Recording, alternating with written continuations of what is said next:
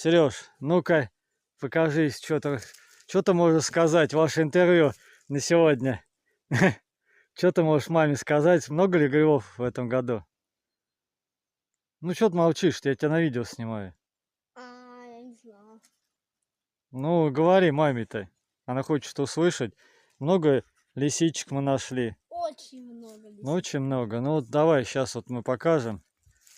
Тут вот мы, короче, у нас тут грибы есть, вот прям приближаемся. Вот первая поляна. Вот прям лисички. Так, вот дальше идем.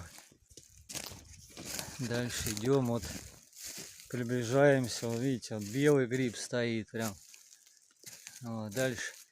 Так, вот лисички еще тут у нас попадается.